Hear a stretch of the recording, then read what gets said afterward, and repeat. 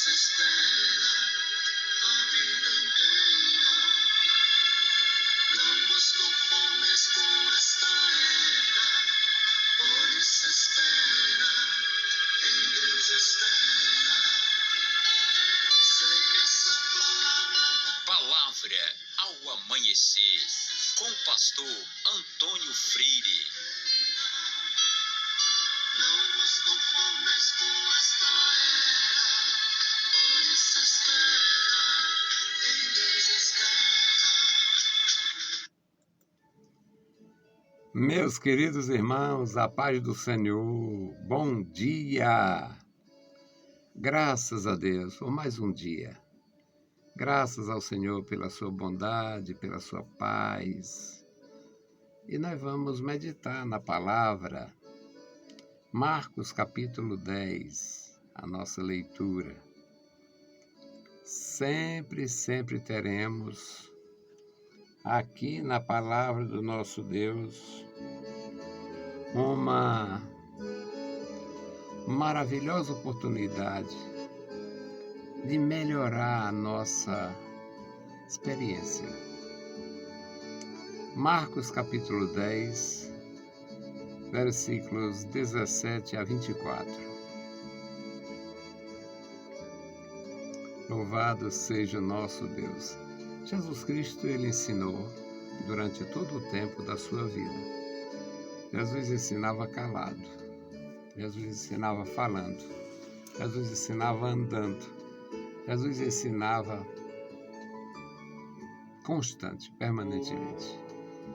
E Jesus enviou a sua igreja, dotou a igreja com dons espirituais, para a igreja fazer a mesma coisa.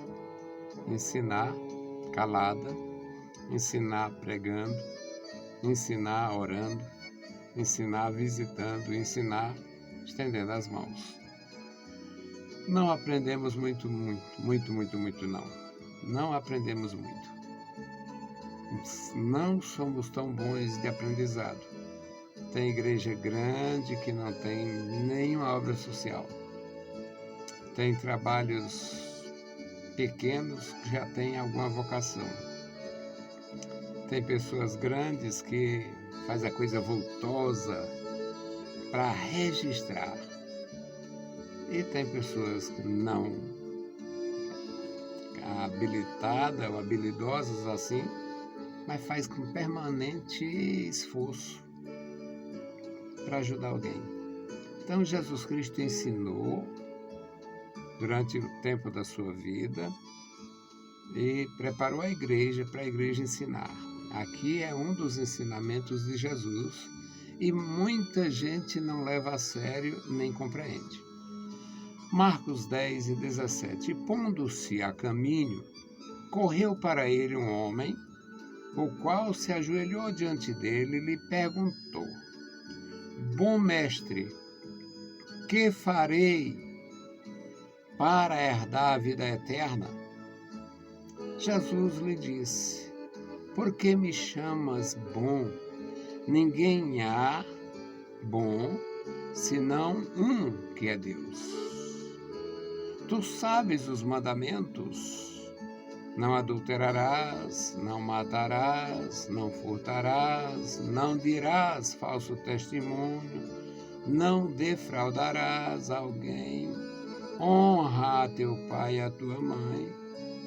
Ele, porém, respondendo, lhe disse: Mestre, tudo isso guardei desde a minha mocidade. E Jesus, olhando para ele, amou e lhe disse: Falta-te uma coisa. Vai, vende tudo que tens e dá-o aos pobres, e terás um tesouro no céu. E vem, toma a cruz e segue-me. Mas ele, pesaroso desta palavra, retirou-se triste, porque possuía muitas propriedades. Então Jesus, olhando em redor, disse aos seus discípulos: Quão dificilmente entrarão no reino de Deus os que têm riquezas. E os discípulos se admiraram destas palavras, mas Jesus, tornando a falar, disse-lhes: Filhos, quão difícil é para os que confiam nas riquezas entrar no reino de Deus. A maioria de nós sabemos. Você sabe por que são 4 evangelhos? Evangelhos sinóticos é Mateus, Marcos e Lucas, que falam quase todos os temas com diferentes abordagens. E tem o Evangelho de João, que é diferente de todos os outros na maioria do seu conteúdo. Mas você sabe por que os 3 evangelhos sinóticos? Exatamente para haver testemunhas do ensinamento de Jesus, tendo em vista, levando em conta que não tinha ninguém para escrever o que Jesus dizia, nem registrar o que ele fazia durante o período dos acontecimentos. O primeiro evangelho que foi escrito segundo os pensadores estudiosos foi exatamente o evangelho de Marcos. É chamado de proto-evangelho porque é o primeiro. E segundo esses pensadores, ele foi escrito por volta do ano 58. Existem diferenças de pensamento, alguns retroagem um pouco, vem a 48, mas na verdade não se sabe as datas que esses livros foram escritos. Não foi quando estava acontecendo o ministério de Jesus, foi depois e muito depois. Resultado: Deus usou a instrumentalidade daqueles homens para que todos fizessem menção do acontecimento com a sua compreensão, daquilo que lembrava, daquilo que se lembrava, daquilo que compreendeu, daquilo que enfatizou mentalmente, enfatizou espiritualmente.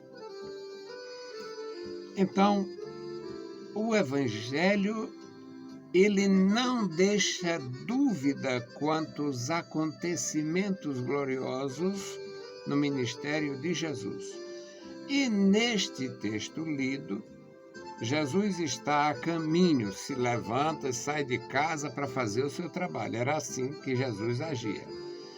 Pondo-se a caminho, não diz para onde ele ia, não diz, mas ele na missão, pondo-se a caminho, correu para ele, aproximou-se dele, procurou por ele um homem que se ajoelhou diante dele e disse: Bom mestre, me ajude, tire minha dúvida, o que eu devo fazer para herdar a vida eterna? O que eu preciso fazer? O que eu farei? Aí Jesus diz: por que você me chama bom? Não tem essas pessoas boas, não tem ninguém bom, só o bom é Deus. Jesus já começa a falar da vida eterna para ele. A vida eterna ninguém conseguiria pela bondade, só pela misericórdia. Bom, aí o Senhor Jesus diz: bom é Deus, só tem um que é bom, que é Deus. Mas vem cá, tu sabe os mandamentos? Não adulterarás, não matarás, não furtarás, tal. Ele: sei tudo. Eu sei tudo. A catequese judaica era muito boa. Eu sei de tudo isto. Eu sei disto. Não adulterarás, não matarás, não furtarás, não dirás falso testemunho, não defraudarás, que é diferente. Defraudar e furtar é diferente. A defraudação é uma forma de furto, mas é diferenciada. Honra teu pai e tua mãe, sei tudo isso desde pequeno, desde a minha mocidade. Aí Jesus olhou para ele, viu que ele era franco, ele era sincero, ele estava realmente desejoso de receber a graça, a orientação de Jesus. Jesus amou, Jesus olhou para ele, amou. Que rapaz de boa índole, que homem de bom propósito, que desejo que ele tem. Mas ele está preso nas riquezas. Aí Jesus amou e disse o que ele não queria ouvir. Volta e faz o que está faltando. Vende tudo quanto tens, distribui com a pobreza e terás um tesouro no céu. Aí vem, toma a cruz, não era só vir não. Não era só vir não. Aí vem, toma a cruz e segue-me. Ele ouviu isto, meu Deus, o que é que eu vim fazer aqui? Ele saiu pesaroso, ele ficou triste, saiu triste, porque possuía muitos bens. É o versículo 22 que diz isto. Aí o Senhor Jesus olhou para os discípulos e observou as reações deles. Quem sabe eles pensassem assim como eu na minha... Meu Deus, este homem procura ajuda, sai pior. Veio procurar ajuda com Jesus e saiu triste desse jeito, parece que levou a surra. Porque é assim que acontece. Imagina você se desfazer do que tem para receber um benefício espiritual. Ele saiu triste, abatido, acho que parece ter narrado uma surra. Aí os discípulos olhando para ele e tal, vendo aquela reação, Jesus olhou para os discípulos, observou a reação deles. Aí Jesus diz para eles, para os seus discípulos, quão dificilmente entrarão no reino de Deus os que têm riquezas. Aí complicou um pouco também para eles. Porque tinha muitos ricos, inclusive tinha as mulheres ricas que ajudavam Jesus. Aí eles ficaram assim e Jesus aproveitou logo para tirar qualquer dúvida. Jesus disse, quão dificilmente entrarão no reino de Deus os que têm riquezas. Mas viu que eles não entenderam assim, não ficou tão bem para eles. Aí Jesus, no versículo 24, Jesus expõe de uma maneira que só não entende se for, como diz o bom cearense, abirobado, só se for louco. Porque aqui o Senhor Jesus diz, os discípulos se admiraram destas palavras. Meu Deus, e quem é que vai salvar? Tem tanta gente com bens, posses. Aí Jesus diz para eles com todas as letras, filhos. Era difícil Jesus falar isso. Jesus fala para eles com todas as letras. Filhos, quão difícil é para os que confiam nas riquezas entrar no reino de Deus. O problema não é ter a riqueza. O problema é se deixar levar pela riqueza. O problema não é ter os bens. O problema é colocar o coração nos bens. O problema não é ter a posse. O problema é ser possuído pelas riquezas. Então, meus amados, é bom aprender com Jesus. Jesus ensinava gratuitamente e divinamente. Ensinava divinamente bem.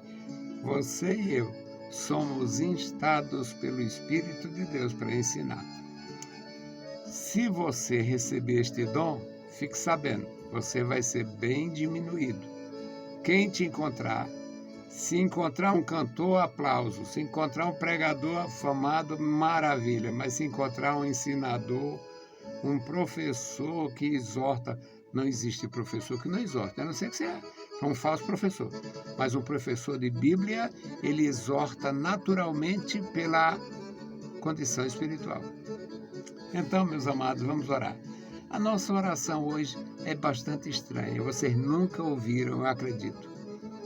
Mas existe uma classe no interior dos estados, no interior do Brasil, que está muito perturbada. São os produtores rurais.